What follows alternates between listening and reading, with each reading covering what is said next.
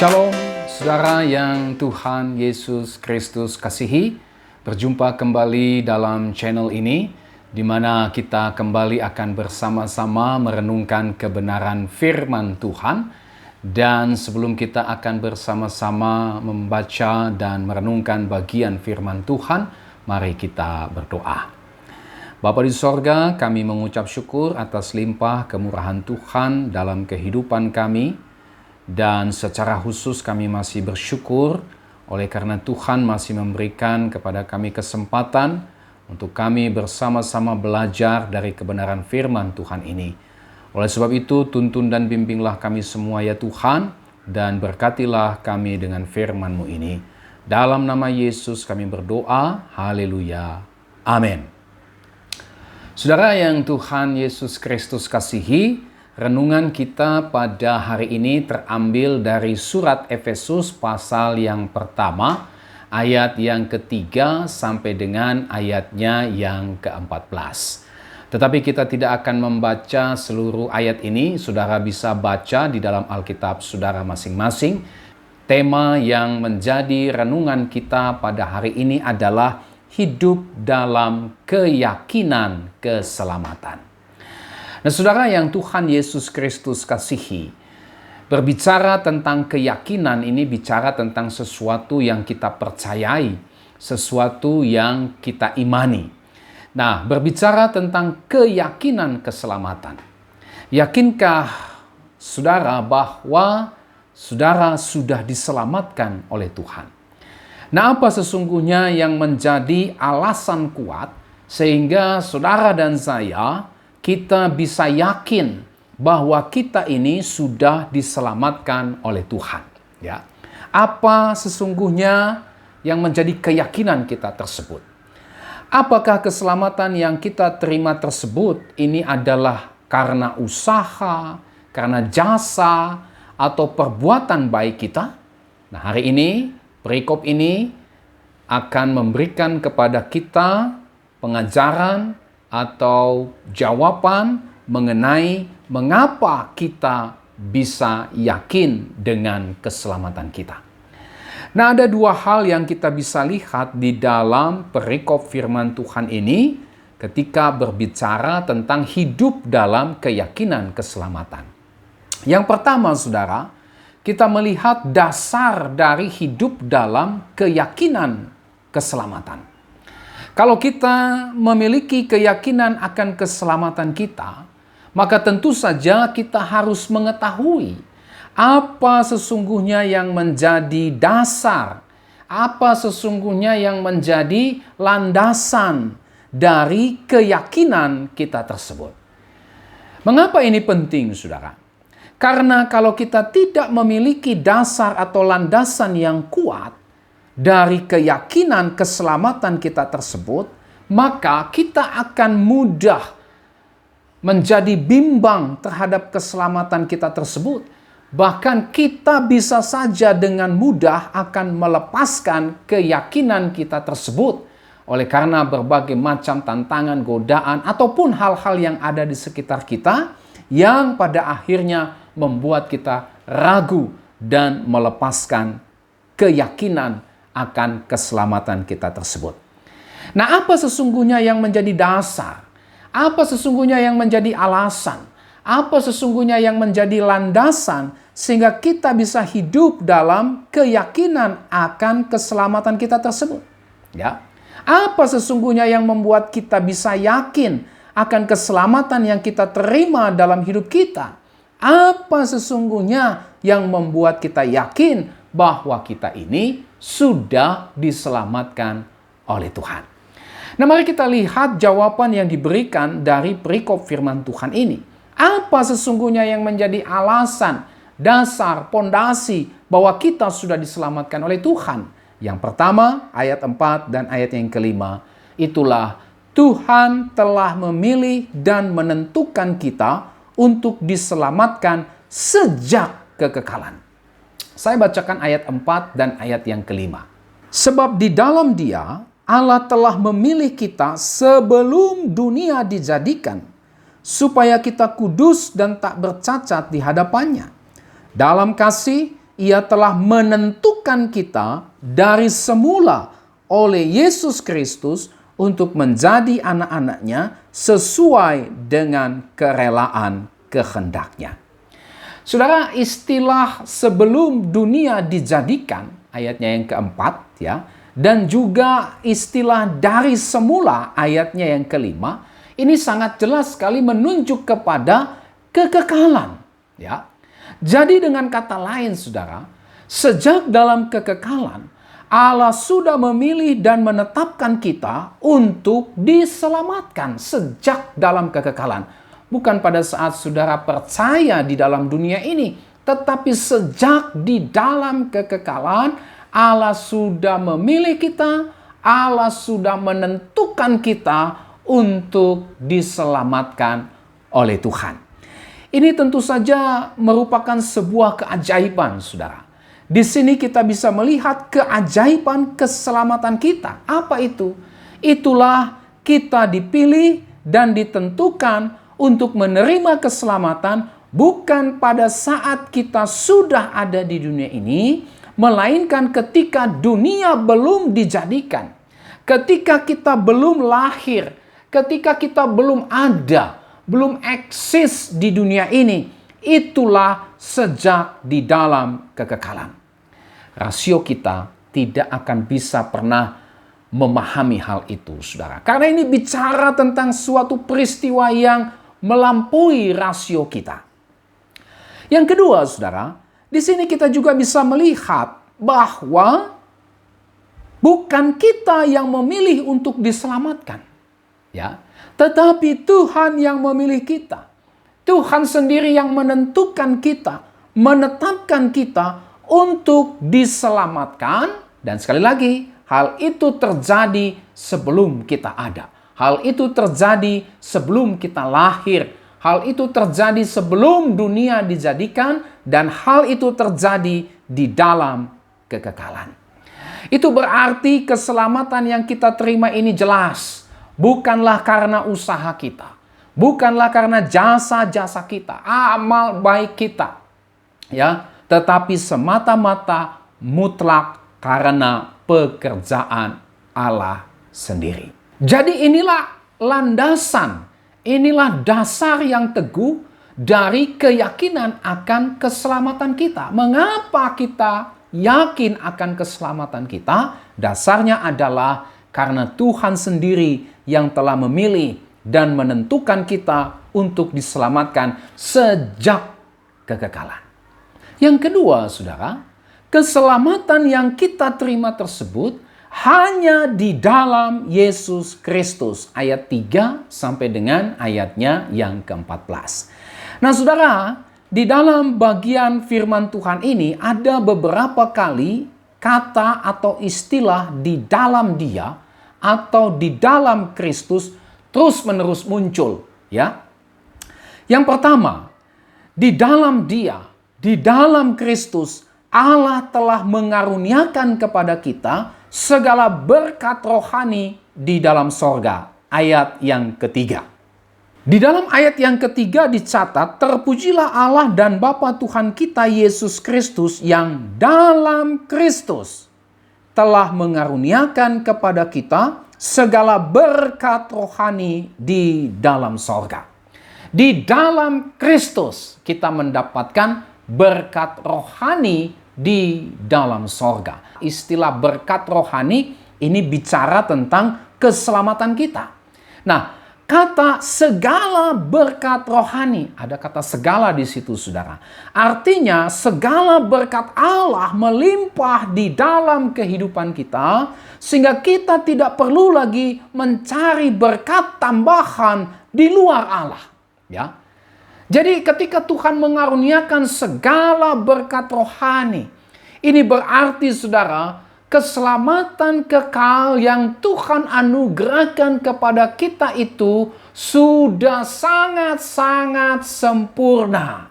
Itu berarti saudara dan saya tidak perlu lagi mencari keselamatan di luar Kristus. Kenapa? Karena keselamatan itu disediakan Allah dikaruniakan Allah kepada kita secara sempurna. Ya, menarik sekali.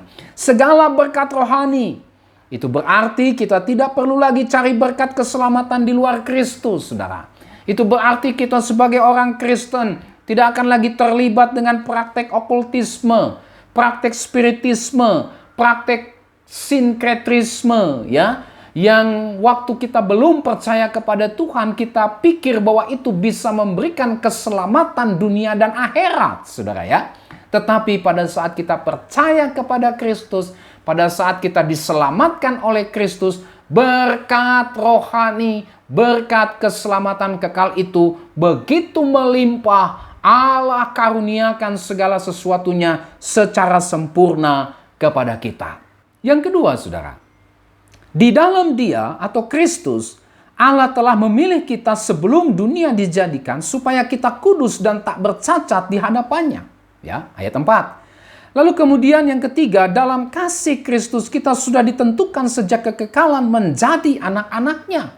Ayat yang kelima sampai dengan 6. Kemudian di dalam Dia atau Kristus kita beroleh penebusan, yaitu pengampunan dosa kita. Ayat 7 sampai 8. Di dalam Dia, Kristus, Allah telah menyatakan rahasia kehendaknya kepada kita. Ayat 9. Di dalam Kristus, kita dipersatukan sebagai umat pilihannya. Ayat 10. Di dalam Dia atau Kristus, kita memperoleh semua janji-janji Allah. Ayat 11. Dan di dalam Dia atau di dalam Kristus, kita sudah dimeteraikan oleh Roh Kudus yang menjamin bahwa kita adalah orang-orang yang sudah diselamatkan.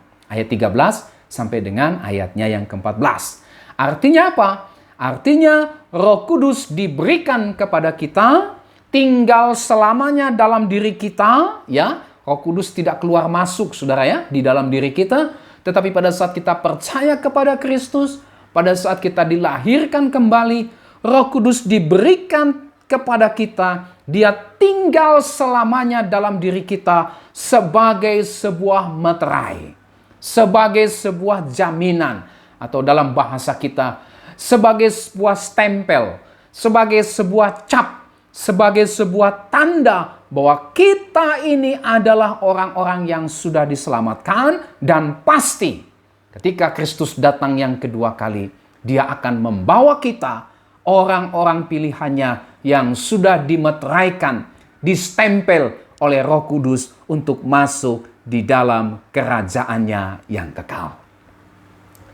Nah, saudara yang Tuhan Yesus Kristus kasihi, inilah yang menjadi dasar dari keyakinan kita bahwa kita adalah orang-orang yang sudah diselamatkan Tuhan. Itulah Tuhan sudah memilih dan menentukan kita untuk diselamatkan sejak di dalam kekekalan, dan keselamatan kekal tersebut hanya bisa diperoleh, hanya bisa didapatkan di dalam Yesus Kristus. Di luar Yesus Kristus, saudara dan saya tidak akan pernah mendapatkan keselamatan kekal ini. Nah, saudara yang Tuhan Yesus Kristus kasihi, di dalam bagian ini kita bisa melihat dengan jelas bahwa pertama, keselamatan yang kita terima, sekali lagi, ini bukanlah usaha, ini bukanlah jasa atau perbuatan kita, tetapi murni karena kasih dan kemurahan Allah kepada kita. Ya, Allah mengasihi kita bukan karena kita mengasihi Allah. Allah menyelamatkan kita bukan karena kita dilihatnya baik, bukan karena kita dilihatnya memiliki berbagai macam perbuatan-perbuatan amal yang kita sudah berikan kepada Tuhan. Bukan, saudara. Allah mengasihi kita. Allah menyatakan rahmatnya kepada kita. Itulah ketika kita masih berdosa. Kita orang berdosa. Oleh sebab itu, oleh kasih dan kemurahannya, Allah berkenan menyelamatkan kita. Kalau kita diselamatkan oleh Allah, waktu kita berdosa, maka di sini kita bisa menemukan sebuah hal yang sangat penting dan pasti. Itulah kita sebenarnya bukan diselamatkan karena usaha, jasa, dan perbuatan kita. Karena kita semua orang berdosa. Karena kita semua dikuasai dosa. Karena kita semua mati karena dosa. Bagaimana mungkin kita bisa menyelamatkan diri kita dengan segala apa yang ada pada kita. Itu sebabnya Allah dalam kasih dan kemurahannya yang besar menyelamatkan saudara dan saya. Sekali lagi, bukan karena usaha, jasa, perbuatan baik saudara, tetapi oleh karena besar anugerah Tuhan, besar kebaikan Tuhan yang diberikannya kepada kita. Itulah Yesus Kristus sehingga kita memperoleh keselamatan. Yang kedua, saudara, keselamatan yang kita terima hanya diperoleh di dalam Kristus Yesus saja. Hanya. Ini berarti Yesus Kristus satu-satunya jalan untuk memperoleh keselamatan kekal tersebut. Ya, itu berarti Allah tidak menyediakan keselamatan kekal di luar Kristus Yesus. Tidak ada. Ya. Oleh sebab itu, saudara, percuma saja kita mencari keselamatan di luar Kristus. Karena kita tidak akan pernah menemukannya, termasuk ya dengan cara atau melalui amal, jasa, usaha, dan perbuatan baik kita. Ya. Oleh sebab itu, saudara yang Tuhan Yesus Kristus kasihi, betapa bersyukurnya kita, betapa bersukacitanya kita oleh karena keselamatan yang kita peroleh dalam anugerah Allah di dalam Kristus Yesus. Oleh sebab itu, jangan tinggalkan iman percayamu kepada Kristus hanya karena jabatan, hanya karena kekayaan, hanya karena pasangan hidup, hanya karena sesuatu yang indah, yang menarik di dalam dunia ini, saudara. Kenapa? Karena mereka yang tidak mau percaya kepada Kristus, mereka yang meninggalkan imannya kepada Kristus, mereka semua akan hidup di dalam kebinasaan. Ya. Oleh sebab itu, jangan tinggalkan Yesus Kristus. Seberat apapun penderitaan yang saudara alami saat ini, jangan pernah berpikir untuk meninggalkan Yesus Kristus. Kenapa? Karena keselamatan hanya di dalam Yesus Kristus. Oleh sebab itu, mari kita beritakan Injil, keselamatan Yesus Kristus, agar saudara-saudara kita yang belum percaya kepada Kristus, atau mungkin saudara-saudara kita yang telah meninggalkan imannya kepada Kristus, bisa percaya kepada Kristus, bisa kembali percaya kepada Kristus, dan diselamatkan sama seperti kita. Yang ketiga, saudara, pelajaran yang kita bisa ambil dalam bagian yang pertama ini adalah keselamatan yang kita terima tidak akan bisa gagal. Ya, tidak akan bisa hilang. Kenapa? Bukan kita yang menjaminnya. Bukan bergantung kepada perbuatan baik kita, ya. Tetapi keselamatan yang kita terima tidak akan bisa gagal, tidak akan bisa hilang. Kenapa? Karena Yesus Kristus sendirilah yang menjaminnya. Saudara, kalau keselamatan bergantung kepada kita, ya jelas bisa hilang, ya. Mayoritas orang Kristen meyakini bahwa keselamatan bisa hilang. Ketika ditanya, mengapa keselamatan bisa hilang? Iya, tergantung saya. Kalau saya misalnya berbuat dosa, maka keselamatan itu akan hilang. Keselamatan itu akan gagal. Iya, memang benar. Kalau keselamatan itu bergantung kepada kita, kita yang lemah, kita yang bisa jatuh dalam dosa, kasih kita yang berubah-ubah kepada Tuhan tidak akan bisa menjamin kita pasti selamat. Ya. Dan kalau keselamatan itu bergantung kepada kita, tak seorang pun dari kita yang bisa selamat masuk ke dalam kerajaan sorga. Tetapi karena Kristus yang menjamin keselamatan itu, Kristus yang merancangkan dan menggenapkan keselamatan itu, Kristus yang sama juga yang menjamin keselamatan itu, sehingga keselamatan saudara dan saya tidak bisa gagal, tidak bisa hilang. Oleh sebab itu, saudara, kepastian keselamatan kekal ini membuat kita pada akhirnya memuji dan memuliakan Tuhan. Jangan sampai saudara berpikir, kalau keselamatan ternyata tidak bisa hilang, tidak bisa gagal, ya sudah, lebih baik aku terus aja berbuat dosa. Toh keselamatan itu tidak bisa hilang. Toh keselamatan itu tidak bisa gagal. Nah, ini justru pikiran orang yang tidak memahami keselamatan kekal. Cara berpikir yang seperti ini menunjukkan bahwa dia belum diselamatkan oleh Tuhan. Kalau orang yang sudah diselamatkan oleh Tuhan, dia sungguh-sungguh merasakan karya Kristus yang menyelamatkan dia. Dia tidak pernah berpikir untuk mencemari hidupnya kembali kepada dosa. Memang dia bisa jatuh dalam dosa, tetapi dia tidak lagi dikuasai oleh dosa. Seluruh keinginannya dibimbing oleh Roh Kudus untuk terus hidup sama seperti apa yang menjadi kehendak Kristus.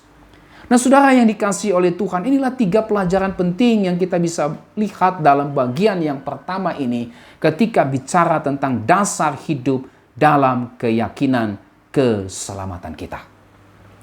Yang kedua, tujuan hidup dalam keyakinan keselamatan. Apa sesungguhnya tujuan dari keselamatan yang kita terima dari Allah di dalam Yesus Kristus?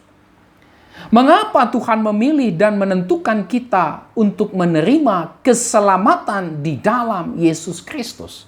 Mengapa saudara dan saya dipilih, ditentukan untuk menerima keselamatan di dalam Kristus? Ada 3 jawaban di dalam perikop ini. Yang pertama, ayat 4. Supaya kita kudus dan tak bercacat di hadapannya. Ya, saya bacakan ayat 4. Sebab di dalam Dia Allah telah memilih kita sebelum dunia dijadikan, supaya kita kudus dan tak bercacat di hadapannya. Saudara, istilah kudus ini artinya kita hidup hanya untuk Allah. Kudus artinya kita tidak lagi hidup untuk diri kita sendiri. Kudus artinya kita tidak lagi hidup untuk kesenangan dosa. Kita tidak lagi hidup untuk kepentingan-kepentingan hawa nafsu duniawi. Ya, itu kudus. Allah menyelamatkan kita supaya kita hidup untuk Allah. Ya, kita kudus, kita dikuduskan. Artinya supaya kita hidup untuk Allah. Supaya kita hidup mengasihi dan melayani Allah. Ya. Dan hidup untuk Allah ini adalah kebahagiaan sejati bagi kita manusia. Ya. Saudara, tidak ada kebahagiaan sejati yang Tuhan karuniakan bagi kita manusia selain bersekutu dengannya atau hidup hanya untuk Allah. Saudara yang Tuhan Yesus Kristus kasihi, sebelum Adam dan Hawa jatuh ke dalam dosa, mereka pernah merasakan kebahagiaan tersebut. Mereka pernah merasakan apa arti dari hidup hanya bagi Allah. Ya, tetapi saudara, ketika mereka mendengar dan mempercayai godaan iblis, apa yang terjadi? Mereka akhirnya jatuh dalam dosa. Dan mereka pada akhirnya hidup dalam kesengsaraan karena hubungan mereka dengan Allah terputus sehingga mereka tidak lagi bisa menikmati persekutuan dengan Allah dan dengan demikian mereka tidak lagi mengalami kebahagiaan yang sejati. Nah, saudara yang Tuhan Yesus Kristus kasihi, Kristus harus mati supaya kita bisa kembali menikmati kebahagiaan sejati dan kekal itu. Ya. Itulah kita bisa lagi hidup dalam persekutuan dengan Allah. Kristus harus mati di atas kayu salib supaya saudara dan saya bisa hidup kembali hanya untuk Allah. Karena itulah kebahagiaan hidup kita. Supaya saudara dan saya kembali bersekutu dengan Allah. Nah, oleh sebab itu, saudara, kalau kita sudah diselamatkan Tuhan, maka itu berarti kita hidup kudus. Artinya apa? Artinya kita sekarang hidup mengasihi dan melayani Tuhan. Kita sekarang bukan lagi hidup mengasihi dan melayani diri kita sendiri. Kita sekarang bukan lagi hidup mengasihi dan melayani keinginan dosa serta hawa nafsu kedagingan ataupun keinginan duniawi. Ya.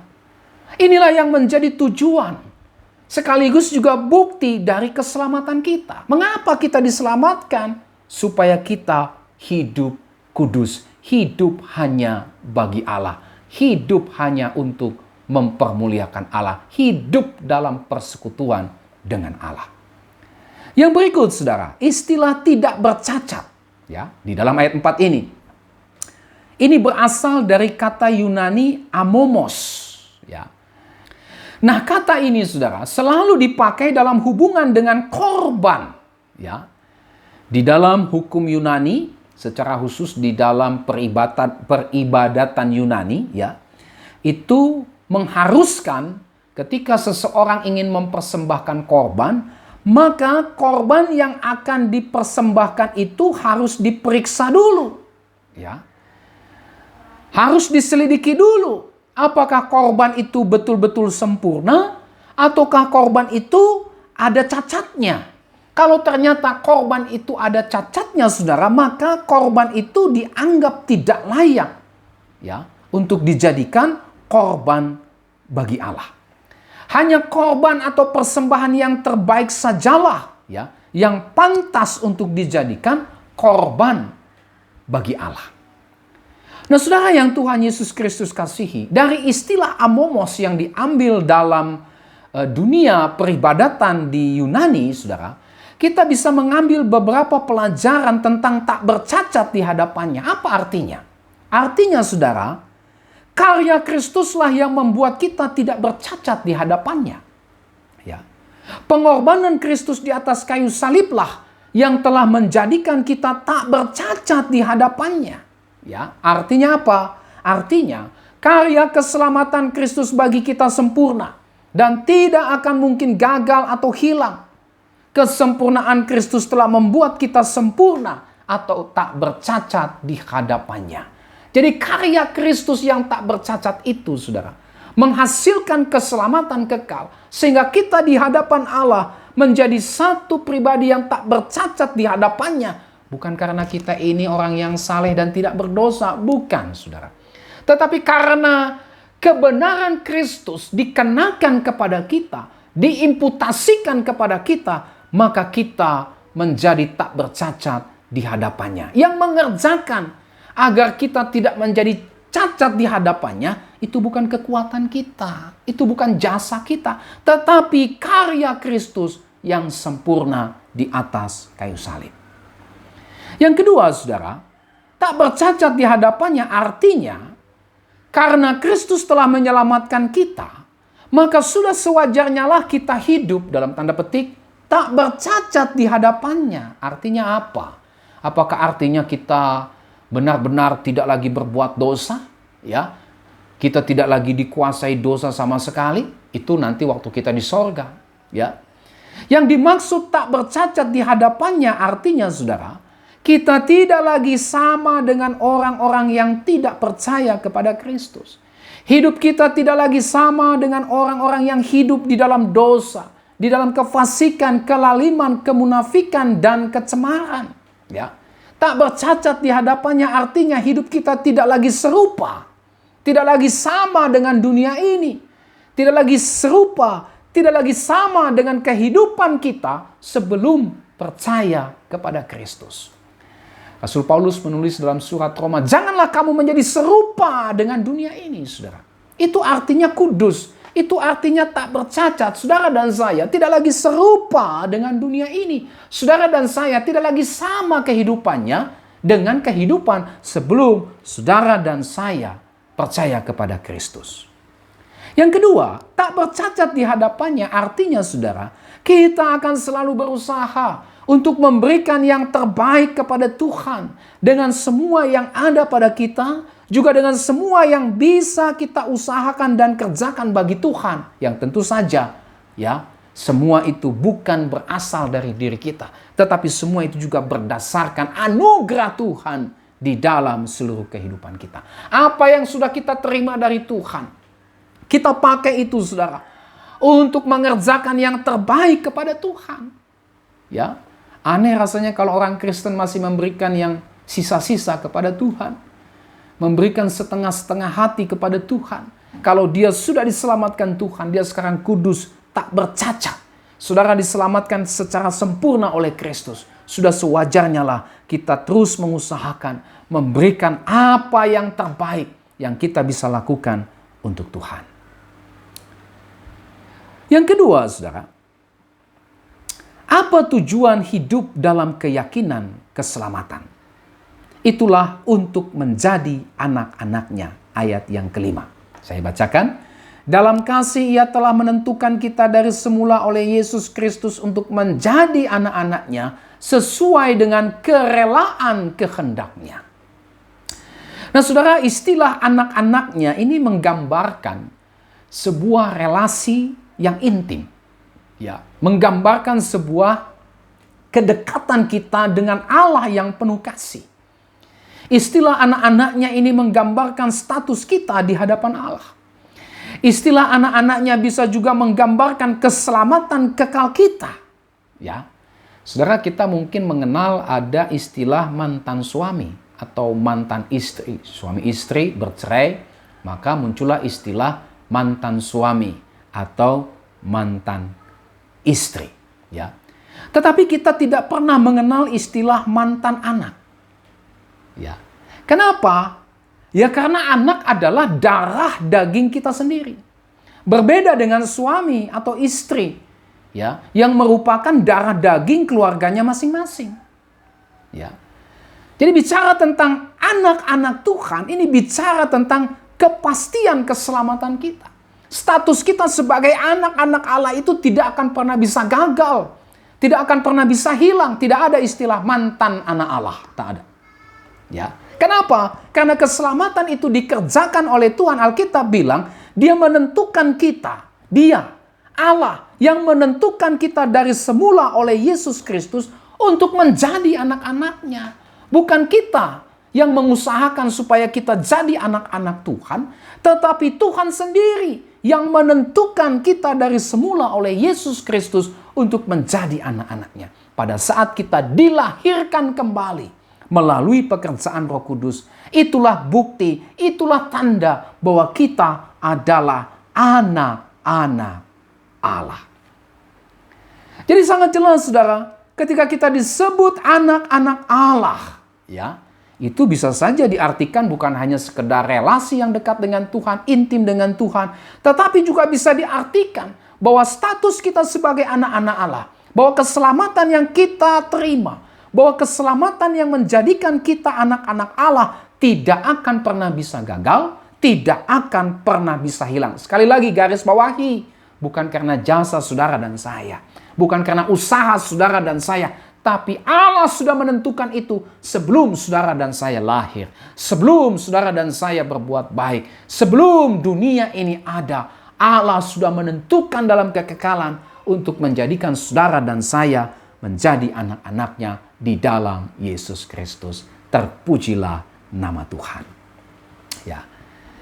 Istilah anak-anak Allah ini juga berarti bahwa kita mewarisi sifat dan karakter Kristus. Ya. Dan itu berarti seharusnya kita menunjukkan kehidupan kita sebagaimana anak-anak Allah seharusnya hidup. Kita seharusnya meneladani Kristus. Dan bukan malah sebaliknya, saudara, malah menunjukkan sifat dan karakter orang-orang yang hidup dalam dosa. Sifat dan karakter dari orang-orang yang masih hidup dikuasai oleh iblis. Tidak, saudara. Itu sebabnya anak kucing pastilah seperti kucing. Ya, anak kambing seperti kambing. Anak sapi seperti sapi. Anak manusia seperti manusia. Saudara pasti tersinggung, saudara pasti marah, saya juga pasti tersinggung, saya juga pasti marah. Kalau kita, saudara dan saya disebut sebagai anak monyet, ya kan? Nah, ya. Demikian pula, anak Tuhan seperti Tuhan. Maksudnya apa? Maksudnya adalah karakter kita, sifat kita, gaya hidup kita, cara berpikir kita, cara kerja kita, apa yang kita lakukan, apa yang kita pikirkan, apa yang kita katakan, apa yang kita rencanakan, semuanya menunjuk kepada sifat dan karakter Kristus. Semuanya menunjukkan kepada ciri-ciri bahwa kita ini adalah anak-anak Allah. Jangan sampai kita mengaku diri anak-anak Tuhan, tetapi perilaku kita justru bertentangan dengan pernyataan kita. Inilah tujuan mengapa Allah menyelamatkan kita. Selain kita tadi yang pertama supaya kudus dan tak bercacat, dan yang kedua supaya kita menjadi anak-anak Tuhan. Yang ketiga, saudara, apa tujuan Allah menyelamatkan kita? Ayat 3, 6, 12, sampai 14. untuk memuji dan memuliakannya. Saya baca ayat 3. Terpujilah Allah dan Bapa Tuhan kita Yesus Kristus yang dalam Kristus telah mengaruniakan kepada kita segala berkat rohani di dalam sorga. Ayat 3. Kemudian supaya terpujilah kasih karunia-Nya yang mulia, yang dikaruniakannya kepada kita di dalam Dia yang dikasihinya. Ayat 6. Supaya kami yang sebelumnya telah menaruh harapan pada Kristus boleh menjadi puji-pujian bagi kemuliaan-Nya. Ayat 12. Dan Roh Kudus itu adalah jaminan bagian kita sampai kita memperoleh seluruhnya, yaitu penebusan yang menjadikan kita milik Allah untuk memuji kemuliaan-Nya. Ayatnya yang ke-14. Inilah yang menjadi tujuan mengapa saudara dan saya diselamatkan, untuk memuji dan memuliakan nama Tuhan. Bukan berarti Tuhan haus pujian, saudara. Kita memuji dan memuliakan Tuhan bukan supaya Tuhan terpuji dan mulia. Kita memuji dan memuliakan Tuhan karena memang Dia terpuji, karena memang Dia mulia pada hakikatnya. Jadi pada saat kita puji Tuhan, memuliakan Tuhan, bukan berarti Tuhan tadinya tidak layak dipuji, bukan berarti Tuhan tadinya tidak mulia, lalu ketika kita puji, ketika kita muliakan, Tuhan menjadi terpuji, Tuhan menjadi mulia. Tidak, saudara. Kita memuji Tuhan, kita memuliakan Tuhan, karena memang Dia terpuji. Karena memang Dia mulia. Karena memang perbuatan-perbuatannya yang ajaib, terpuji dan termulia selama-lamanya. Nah, oleh sebab itu, marilah kita hidup memuji dan memuliakan Allah atas segala kasih dan kemurahan-Nya yang melimpah-limpah yang dikaruniakannya kepada kita di dalam Yesus Kristus. Nah, saudara yang Tuhan Yesus Kristus kasihi, inilah tujuan dari keselamatan yang kita terima dari Allah. Ya, mengapa Allah menyelamatkan kita? Allah memilih dan menentukan keselamatan kita di dalam Yesus Kristus. Tujuannya adalah supaya kita hidup kudus, supaya kita hidup tak bercacat di hadapannya, supaya kita menjadi anak-anaknya, dan supaya kita memuji dan memuliakan namanya yang besar, yang ajaib, yang penuh kuasa dan termulia itu. Sebagai kesimpulan dan aplikasi bagi kita semua. Yang pertama, kita bersyukur karena Tuhan berkenan mengaruniakan kepada kita segala berkat rohani di dalam sorga. Itulah keselamatan kekal. Yang kedua, marilah kita menjalani keselamatan yang Tuhan sudah berikan kepada kita. Dengan cara apa? Dengan hidup kudus, dengan hidup tak bercacat di hadapannya, dengan hidup sebagai anak-anak Tuhan yang beriman teguh kepadanya, yang bergantung dan berharap sepenuhnya hanya kepada Dia, yang dengan penuh sukacita dan kerelaan hati, taat dan setia kepada segala perintah-Nya, yang tekun dan giat melayani pekerjaan Tuhan, yang menjadi berkat bagi sesama kita, serta yang memuji dan memuliakan namanya. Tuhan Yesus memberkati saudara dengan firman-Nya. Mari kita berdoa. Terima kasih Tuhan untuk kebenaran firman Tuhan yang memberkati kami secara luar biasa. Kami memiliki keyakinan keselamatan bukan karena usaha dan kekuatan kami. Tapi kami memiliki keyakinan keselamatan karena Alkitab sudah memberitahukannya dengan terang benderang dan jelas kepada kami. Tuhan sudah menentukan kami sejak dalam kekekalan. Di dalam Kristuslah kami memperoleh keselamatan kekal itu. Sehingga kami menjadi anak-anak Tuhan. Menjadi kudus dan tak bercacat, serta memuji dan memuliakan nama Tuhan. Terima kasih Tuhan, inilah sesungguhnya berkat yang luar biasa yang kami terima sebagai orang-orang yang ditentukan dan diselamatkan oleh Tuhan. Dan biarlah kami menunjukkan ciri daripada kehidupan yang sudah diselamatkan. Itulah dengan hidup menjadi terang, menjadi garam di tengah-tengah dunia ini. Biarlah kami hidup ini Tuhan, terus memuliakan Tuhan. Setia di dalam mentaati perintah Tuhan. Dan kami terus mengusahakan kesejahteraan, damai sejahtera bagi saudara-saudara kami. Bagi semua orang yang ada di sekitar kami. Kami memberitakan kabar keselamatan kepada mereka. Sehingga mereka pun dapat juga mengalami berkat rohani seperti yang kami terima hari ini. Terima kasih, berkati kami semua. Dalam nama Yesus kami berdoa. Haleluya. Amin. Sampai kita berjumpa kembali saudara. Tuhan Yesus memberkati saudara dan shalom.